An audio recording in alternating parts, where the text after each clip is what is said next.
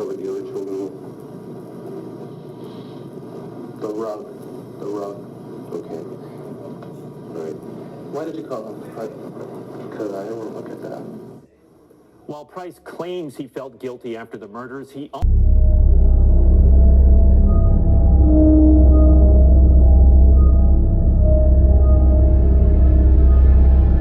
What's good, guys? Welcome back to Crimetober. Tonight's story takes us to Rhode Island. This story is about another teen that went on a spree. He actually killed 4 people, including 2 children, and he shocked the community like to its core. This is the story of the youngest Rhode Island serial killer. Craig Price was born in 1973 in Warwick, Rhode Island. He was the youngest of 3 children. From the outside looking in, he was the picture-perfect kid. He was very funny, athletic, and outgoing. But behind that facade, there was someone who had a very violent anger. And not just anger, he was growing with fascination of crimes. Very odd and strange for a teen. By the time he was 13 years old, he was breaking into homes, y'all. My son is 13, and I wish he would. Belt to ASS. And while he was breaking into homes, you know, he was arrested for theft, y'all. Like 13. And for his age, being as though he was 13, he looked very bigger. He looked more bigger than what he was, meaning like you could look 13 but looking 18. And that's how Craig actually looked. By the time he was 13, he was already over 6 feet, weighing around 200 pounds. That's a grown man right there, y'all. But no one could have imagined what Craig Price would turn out to become. In July of 1987, 13-year-old Craig Price broke into the home of 27-year-old Rebecca Spencer. So Rebecca was packing up to move, and her brother had just left. Y'all, why did Craig slip through the window and he goes and gets a knife and stabs Rebecca 58 times? What was the reason for all of that? There was no reason to do that. No one would suspect a 13-year-old would be capable of a brutal crime. 58 times is crazy. And Rebecca's case actually was unsolved for about 2 years. That's right, y'all. This was not the first murder that he did. 13 years old. Let's put that into emphasis. So 2 years later, Craig strikes again.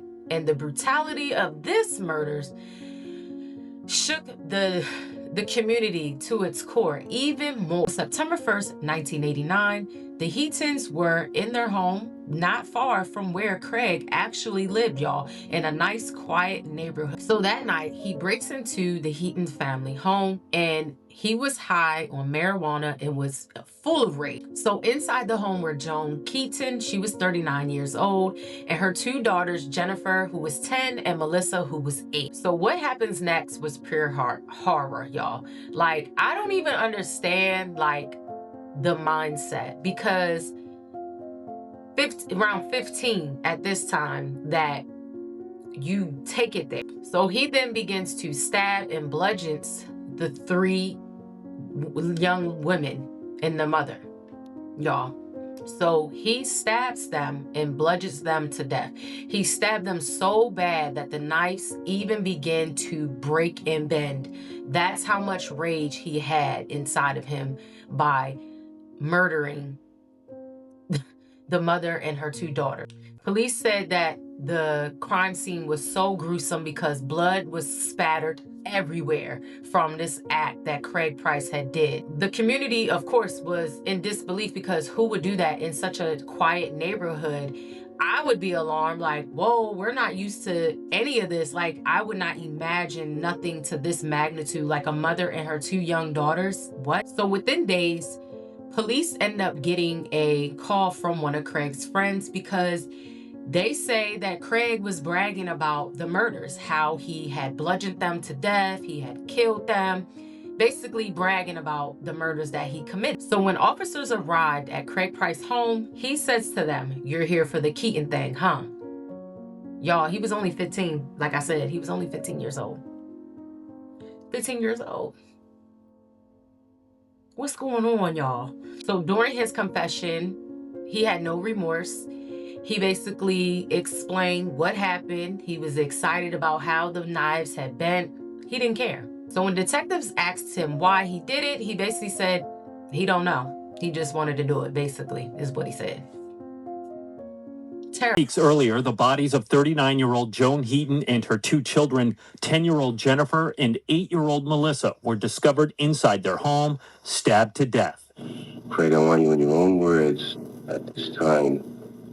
Tell me as clearly and as best you can what occurred there. Price told detectives he snuck through an open window in the Heaton's home in the dead of night. At the time, he claims he was there looking to steal a VCR, but detectives didn't buy it, noting he went into the house with a small knife.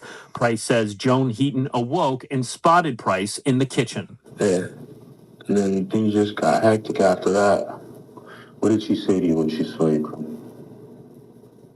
She didn't say anything. She was just like trying to, like, as soon as she seen me, like run the other way, break the other way. I grabbed her. What happened then? So So check this out. You might not like this. So because Craig Price was 15 years old and due to the juvenile laws, he was only to be held until he was 21 years old. And of course, the community was not pleased with that and wanted the laws to be changed, because how is it that a juvenile 15-year-old can commit murders in this manner, but also be released by 21. So Craig served his time at the Rhode Island training school, where psychologists described him as very manipulative, angry, and proud of what he had done. I mean, he obviously didn't care from the beginning, because he broke into, two women's home and murdered one lady and then murdered a woman and her kids. Like, what? By the time he turned 21, lawmakers were trying to keep his tail in that jail. They were trying to figure out how they could beat the system a little bit, because the laws are crazy around juveniles when you really, really, really think about it. Like, a lot of them get a lot of protection due to them being young and thinking, oh, well, they're young, they won't do it again. Sometimes that's not the truth. That's far from the truth. So before his release, he actually assaulted a police officer. So correction officer, my bad. And that added more time to him. He was about to be released. Dummy. You let them bait you. But, always say, once a criminal, always a criminal, because you let them bait you.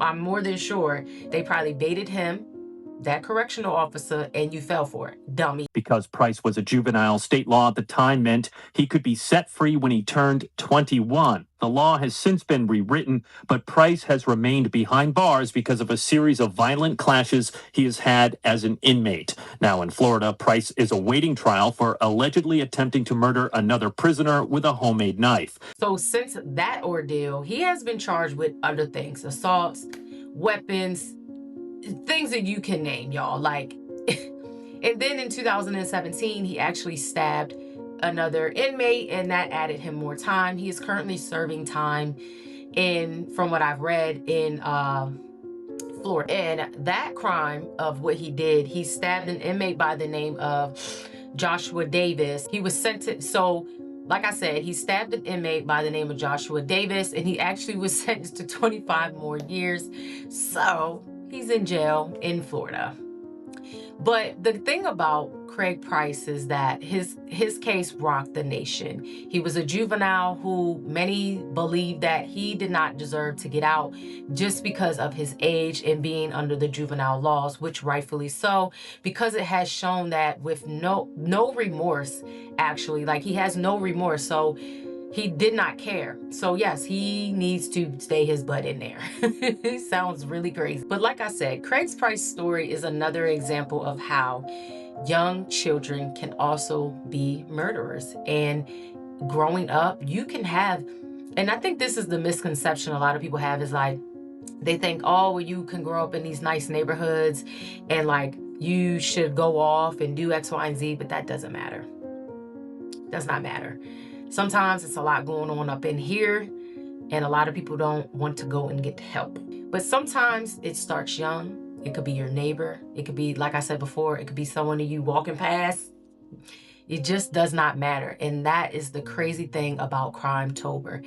You never know what kind of story you will hear out in the world. This is my first time hearing this story, and I'm like, whoa, Craig, you sound like you came from a really good home. What's going on? Rest in peace to Rebecca Spencer, Joan Heaton, Jennifer Heaton, and Melissa Heaton.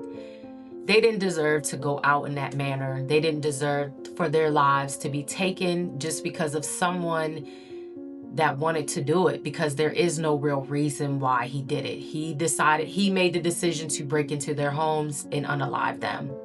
And that's where we are. I'll see you guys tomorrow. Bye, guys.